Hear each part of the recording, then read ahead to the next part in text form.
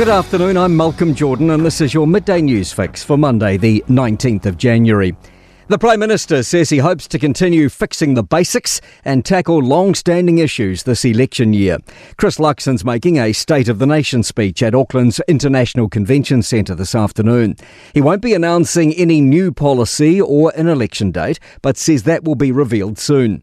Luxon says leading indicators suggest our economic recovery has begun. And so the question is, do you want to just watch a recovery take place, or do you actually want to build out and do the right reforms and things that we need to do to set the country up for a great future? Meanwhile, Luxon says the US needs to legally justify sending its forces into Caracas to capture Venezuela's leader, Nicolas Maduro, seizing him and charging him with narco-terrorism.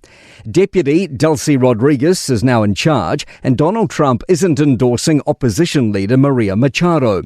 Luxon says all countries should comply with international law. We're not a fan of Maduro. In fact, New Zealand has never supported that regime.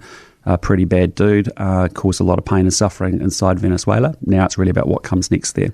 Meanwhile, UK Prime Minister Keir Starmer's phoned Donald Trump to criticise his threats of new tariffs for 8 European countries. He's warning increasing tariffs will begin next month on those blocking his bid to take over Danish autonomous territory Greenland. Danes and Greenlanders have staged protests rejecting his bid, and European ambassadors are holding talks.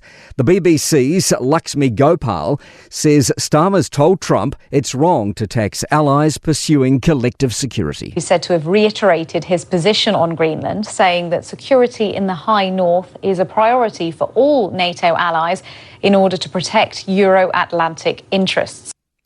The government's getting urgent advice about protecting marine life on Auckland's Whangaparao Peninsula. The Ngāti Manuhiri Settlement Trust requested a 2-year temporary fisheries closure in October for some coastline and islands. Claudia O'Neill reports. Submissions to Fisheries New Zealand reveal concerns about indiscriminate collection at intertidal rock pools. Oceans and Fisheries Minister Shane Jones says the shellfish and other marine life being taken is essential for the health of these ecosystems. He's considering a closure along with measures like banning the collecting of species not usually taken for food.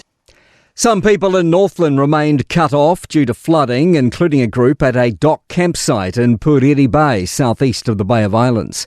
Meanwhile, State Highway 2 through the Waiaweka Gorge between Opotiki and Gisborne will remain closed for several weeks due to extensive weather damage. Many businesses look set to scale up AI use this year. Datacom polling of leaders in major organisations shows most plan to lift spending this year. New Zealand Managing Director Peter Nelson says it'll keep exporters globally competitive. And Hamilton's new regional Riverfront Theatre opens today, with the first week including shows from Dave Dobbin and soul singer Teeks.